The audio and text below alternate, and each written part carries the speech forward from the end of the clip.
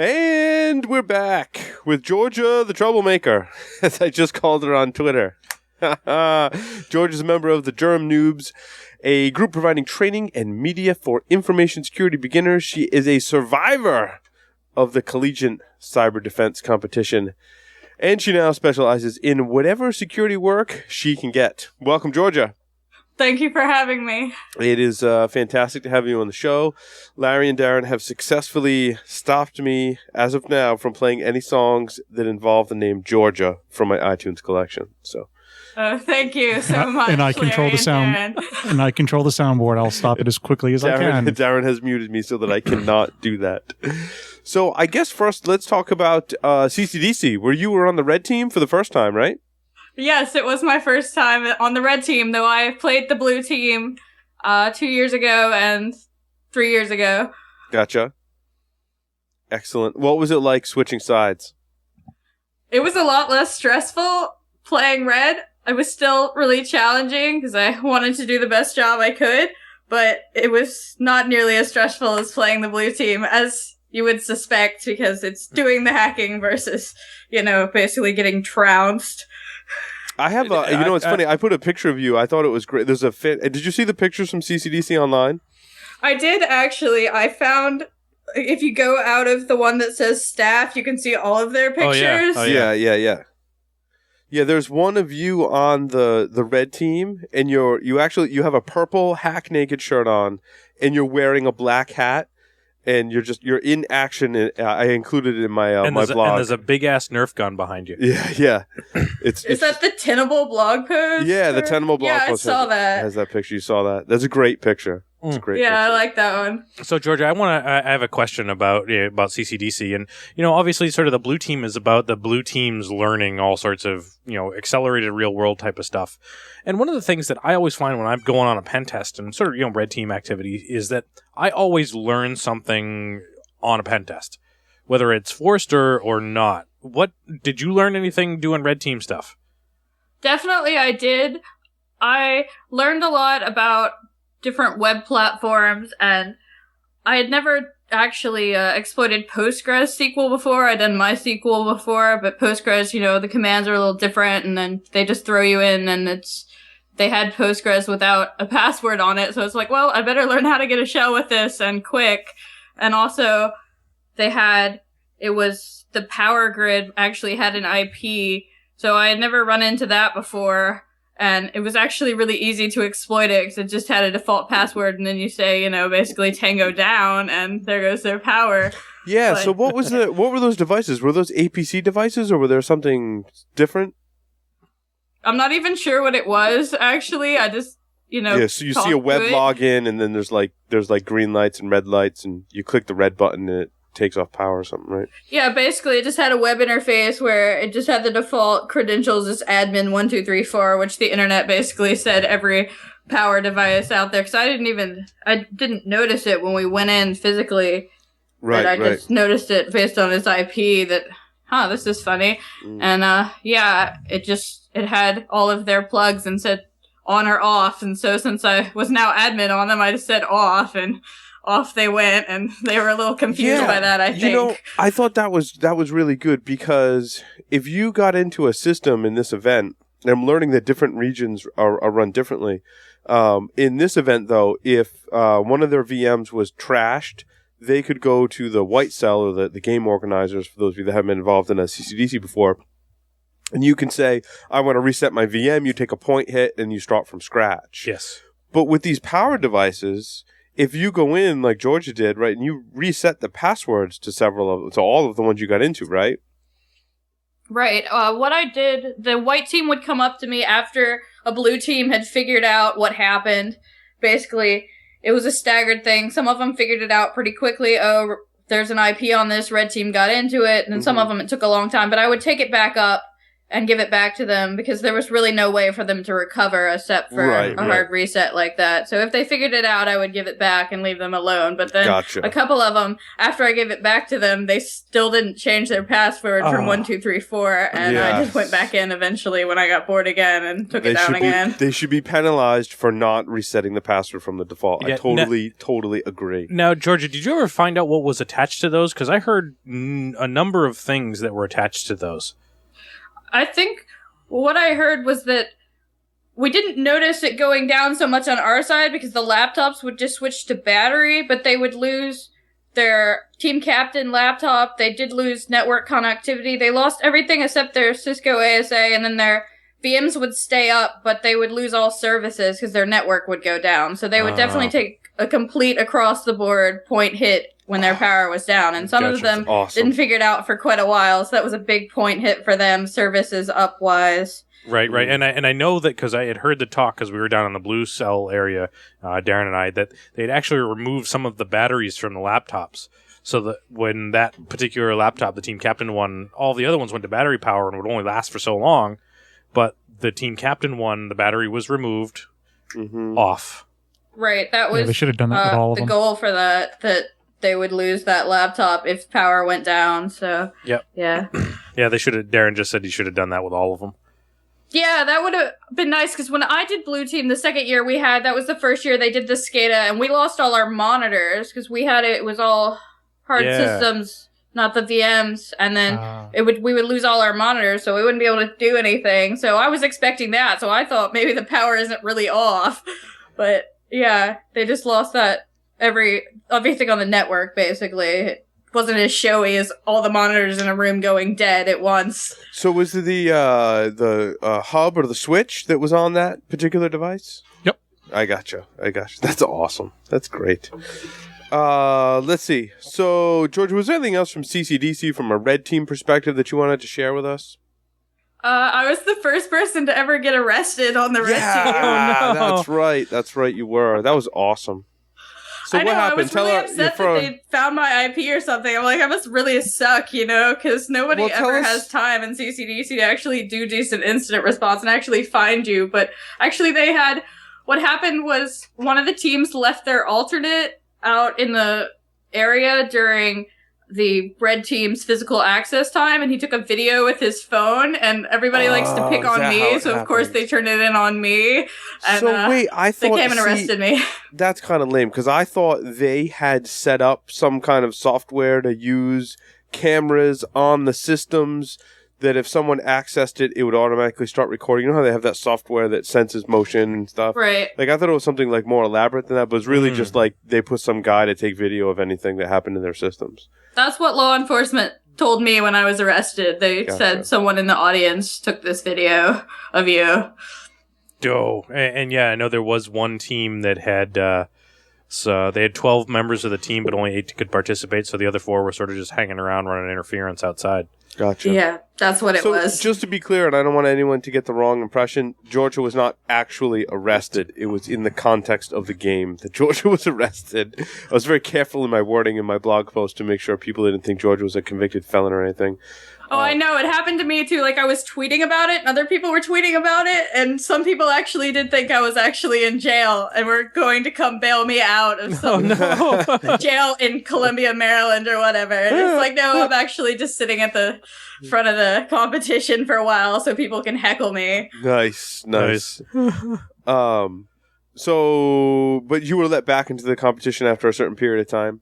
Well, actually, I was supposed to... They gave me a plea bargain where I could get out after 15 minutes if I would turn in another red team member. But of course I said no. I was never going to sell out my compatriots. So the compatriots that I didn't sell out came with the Nerf guns and broke me out of jail early. Oh, nice. See, it pays not to rat on your friends. They'll come break you out of jail with Nerf guns. Yeah, they just left me in there long enough to make me sweat that they weren't going to come. I was like, surely they would come get me if I didn't rat them out. But they did finally come and get me. Well, see, it takes some time to plan this type of escape. That's true. So now the other question I had for you along the lines of the competition was what kind of... Did you guys do anything with web applications during the competition? We did do some. We didn't really know what was coming in to the competition. They didn't tell us we didn't know anything about the network ahead of time, really. Mm-hmm. So it was just what web apps we found. And basically on the first day, I spent all my time getting sessions on every Windows box in the place through SMB because it was all vulnerable. Mm-hmm. And then on the second day, I did do some stuff with a couple of the web applications. And I know some of the other guys focused on the web applications. But by the second day, a lot of the problem was so many of the student networks were down completely. Yeah, I agree. That's been my experience being on the red team for these events is that, you're right. The first day you focus on shells. And then the second day, things are kind of unstable, and the web applications don't stay up enough long enough to do anything with them. Right. That's why you spend day 2 hacking the badges. Yeah, there you go. Or playing with Nerf guns, whichever. Yeah, either way. That's always fun, too. So cell phones were not part of the competition this year. I hope there to be cell phones in the next competition. Oh. In a previous competition, there were cell phones. Really? Georgia, which year was that? Do you remember? Was that 2009 where each team captain had a cell phone? That was 2009. In 2008, we had a PDA that was on the network. But 2009, each captain had a cell phone. Yeah. But it was not. There was not a smartphone. It was just a dumb. Yeah, it was just an old Nokia phone. It was. I think they really just put it into play because they knew that we couldn't communicate effectively with the white team over the phones that were on the VoIP because it just got taken down all the time. Yeah, Mike would just take it down. Right, like he did this year. But I think that they were active cell phones, and some of the red team were able to call people on them and stuff. Right, they did call us, but I hope they have smartphones. I asked for smartphones in play next year because that would be fun for me given my research. Yeah, so tell us about your research. How did your research with smartphones begin? Well, it started, honestly, I was just trying, I guess this would work in well with the theme of your podcast, that originally the point was I wanted to make an application for my phone that would be smart enough to stop me from drunk texting, but it wouldn't tell me, like, it wouldn't just say you can't text because then, I'd just get annoyed and turn it off. Yeah. But I would forget about it would be the hope. And so it would basically hide from me that You'd I wasn't to, able to text. Like I would still be able to get text messages from others and I would think I was replying to them. Oh, I see. So you'd have to social engineer and hack yourself, in other words. Yeah, that was the goal. The goal was that I would forget that I had turned it on and I wouldn't even notice that it wasn't going out. So it would save me from sending drunk text messages that I would later regret. So I thought you were going to say it would save you from hacking naked on camera. Oh, wait, that's just me. Never mind. Anyway, carry on. Yeah, I then realized kind of from that I could just turn it around the other way. If I could hide from myself, I could hide from everybody else too. So I started so I went at it originally wanting to do text messages, and I think that's why my botnet stuff kind of turned out differently than what you see with a lot of the other stuff, both in the wild and in security research for smartphone botnets, because I went at it originally wanting to do SMS, not anything to do with botnets, but then realized, wow, this would make the sort of botnet that we're not seeing, that we're not really equipped to take down, and it's pretty robust, so it kind of just grew out of that. So is it as simple as using SMS as the botnet command and control channel? Yes, that's what I do. And instead of having the users see the messages as they normally would, it basically works as a proxy and grabs the command and control messages. Mm-hmm. So normal text messaging, basically a lot of the stuff you see with smartphone botnets and any botnets really, they go over IP for command and control, which works fine. But one thing about that with smartphones is IP really runs down your battery really, really fast. So that's noticeable to the users if they're in a botnet and it's doing a lot of talking back and forth. Their battery starts running down really fast. Users are going to notice something's up there. Whereas going anything over the GSM modem or the CDMA modem, it can do a lot more talking. I mean, if you just look at everything that it sends out, it doesn't run down the battery nearly as fast, so it's a lot more robust that way and a lot more likely that it won't be found out as quickly. So that's why I have no battery life left. No, that's because you put your phone on vibrate all the time and call it incessantly. Well, stop text messaging me. So now, did you... was it to implement... What's that, Carlos? How difficult was it to implement given Google's API for what you did? Actually, I went behind all that entirely and just went straight into the base operating system layer, which is just, well, depending on the platform, I mean, it's a Unix kernel or a Linux kernel, or basically it's just a dumbed down version of what you're used to working on. So I think that's all the more reason that malware writers are going to move into the smartphone realm, because it's really easy to write for it. You don't even really have to learn that much about any of the APIs. Just write as you would for a Linux kernel, and it will run at the base OS system the same way. So now, did you Trojan the SMS process in the phones, or just hook into the API for reading text messages? I basically did Trojan beneath the API level. Mm-hmm. I just worked as a proxy, basically between the modem and the application layer. I would insert a proxy that would be able to see everything before the user did. Mm-hmm. Awesome. Now, so no silly API to get in your way. No API at all. I never have to interact with the API, and the API never sees any command and control messages, so the user, the phone itself, really has no idea any of this is going on. And no potential violation of any of the the API, terms and any of that type of stuff. So there's not a lot that those folks can do to give you a hard time. Exactly. It's not an app. It's not an app like with Droid Dream. They just pulled the app. But in this case, it's not. It's outside of an app. Of course, it could start with an app that would exploit a vulnerability and then be working as root, but then it's not in the app anymore. It's not in any way connected to the API. So once you're infected, pulling an app off your phone wouldn't save you at all. Interesting. So what's the command and control master server? Is it since it's SMS? Is it a phone or is it some kind of other system out there? That would be up to the person who wanted to use it, as long as it's able to send SMS. Mm-hmm. It could be. It doesn't have to be a smartphone. It doesn't have to be a rooted smartphone. If it is a smartphone, it doesn't have to be a phone at all. It can be Google Voice. It can be your computer with just a modem attached to it. So anything that's able to send SMS. Gotcha. So in any way that you could ever send an SMS, that could be your master. You can switch it out as much as you want. Right. Cool. And in fact, that's the beauty of it, because let's say in the case of IP, you can find that command and control server and block it. In the case of SMS, you can spoof your caller ID from where you're sending the message through VoIP.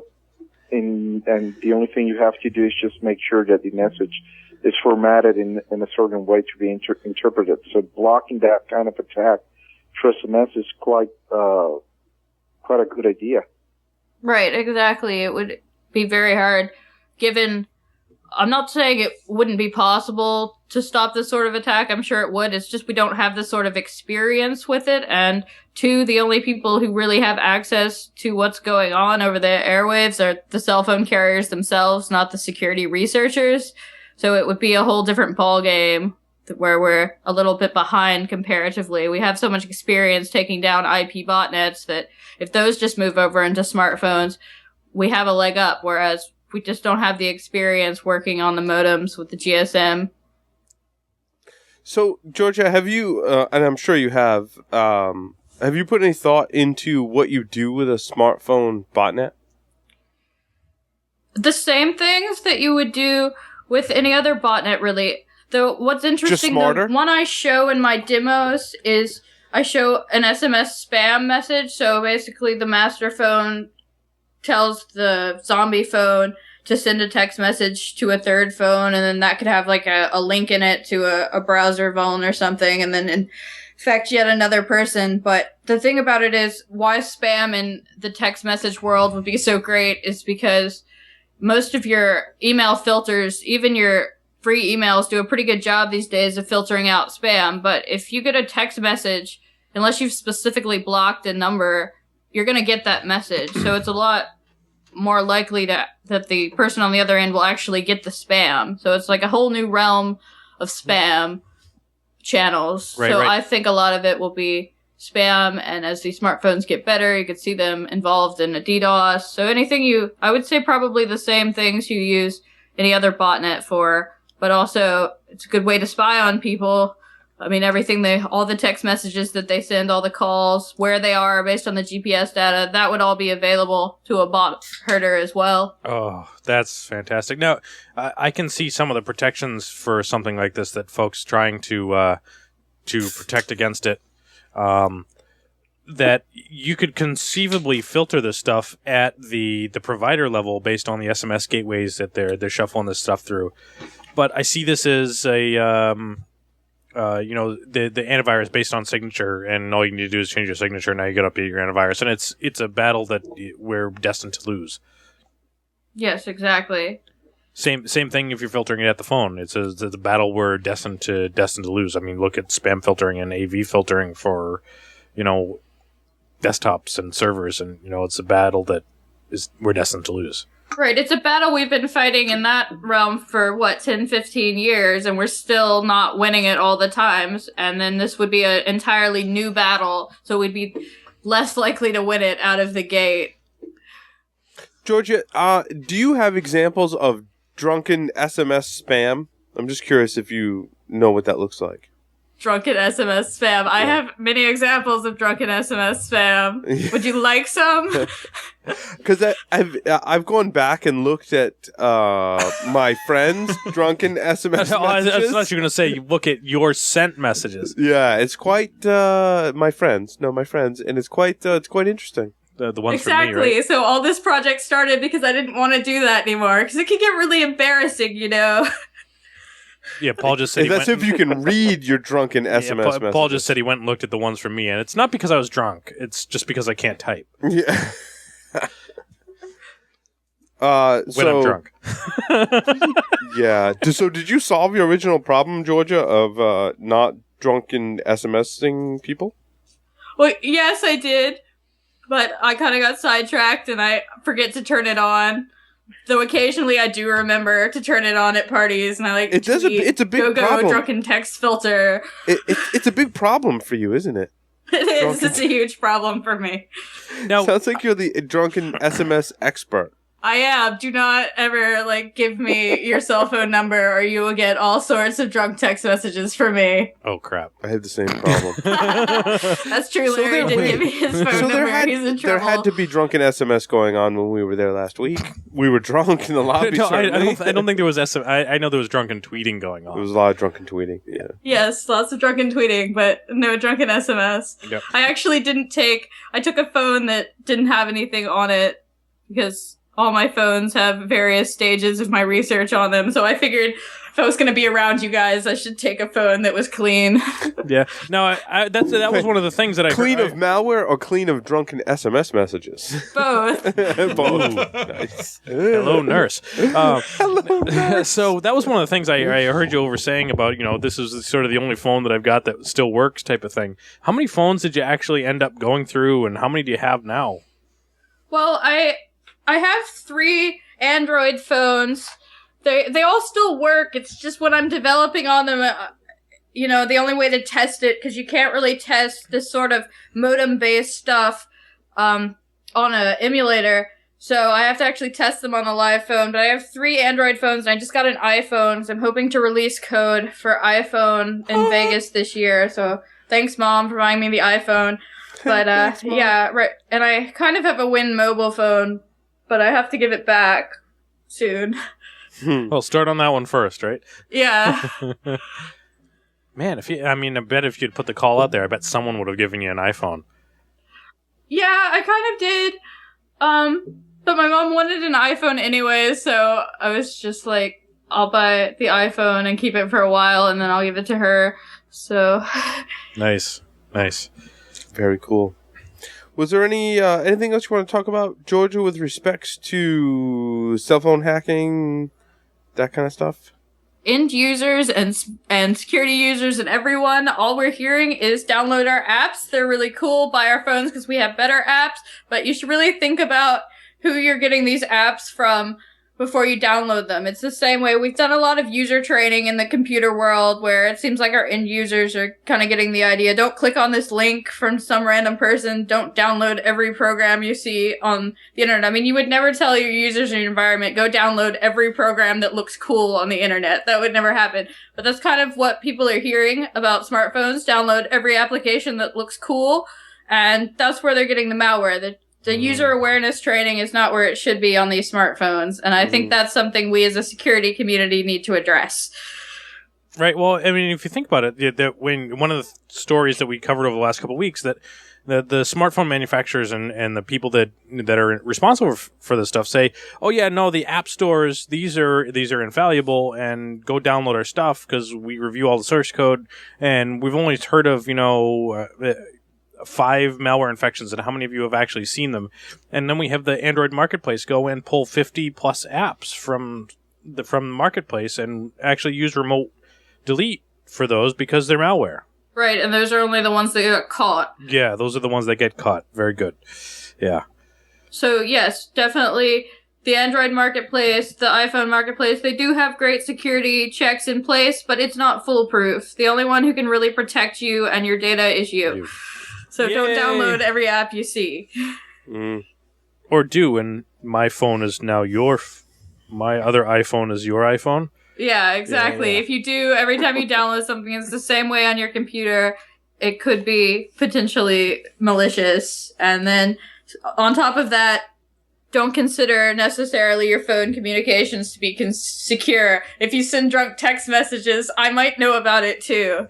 Nice. Even if it wasn't to me. If Larry sends Paul a drunk text message, I might be able to read it too. And any other malware writer who has infected one of the apps on your phone might be able to read it too. Oh, crap. Yeah, no, and that's actually kind of interesting, and not just from that perspective. I know I've done some research. Some drunken text messaging? Well, yeah, I've done some drunken text messaging, definitely. There was one year at ShmooCon where I sent text messages to someone who works for an unnamed company. Yeah. That I may or may not have professed my love to and yelled at in the same ShmooCon.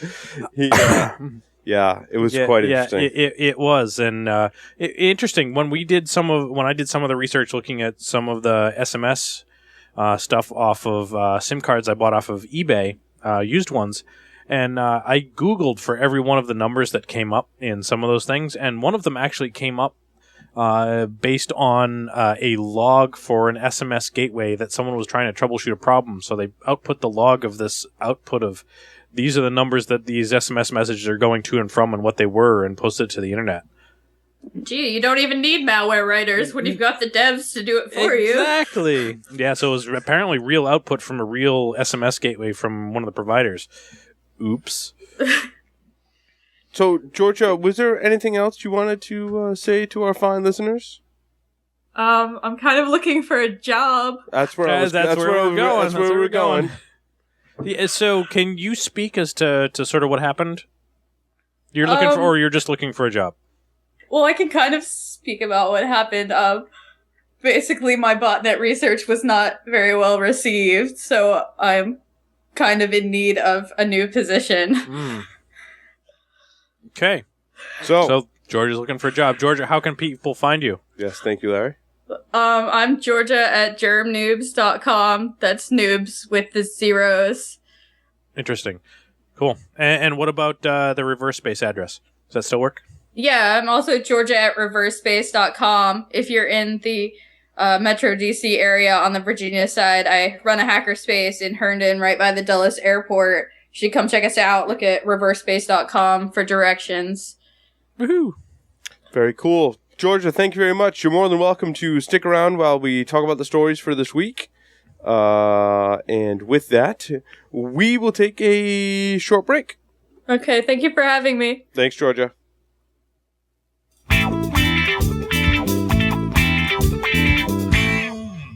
Darren, do you need more time to make a transition, or what do you think? No, I think we should do the video you could just talk to me. You know what? All I can say. I'll play some music in the background while we do the video thing. 2 out of the last 3 weeks, yes, we've had a real live woman on the show. We have. That's amazing. I know. That's amazing. That's a new world record for Pauldotcom Security Weekly. It's refreshing. Yeah, and a real live woman as opposed to Paul. That's right. I just dress up like a I was woman. going to say, he's just in transition, though, so does that count? I just, Yeah. Oh, boy. Yeah, we're good. Let's, okay. So Paul, saved. we got to do a little role play on this next one. Oh, no, we don't. What? Yes, we do. Wow. yeah, You just actually, talked about how we he's a do. woman, and now you want This to do time, role no. You know what, Darren? This time, Larry is going to play the woman. Hey, yeah. playing. Well, that's how we once. play it in the hotel room. Is that what that was? Yes, that's what those. That's right. That's right. Georgia tweeted that there were noises coming, and that's exactly what it was, Georgia. Thank you. We should disclose you. it was kind of funny that at the end of the hallway in the hotel we stayed at for CCDC, it was Larry and Darren were way at the The end. far end.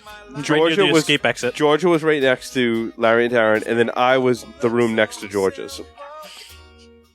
And then And there was no fires that started down there? cheerleaders were on the other side. Oh, yes, or whatever that was. Some Oh church yeah, there group was or something. cheerleaders, there was There's a lacrosse group, players. lacrosse. It was a dance team, lacrosse group, and Yeah. a church group. It was a booked hotel, and It Yeah. was. I thought Tim was going to kill the lacrosse players.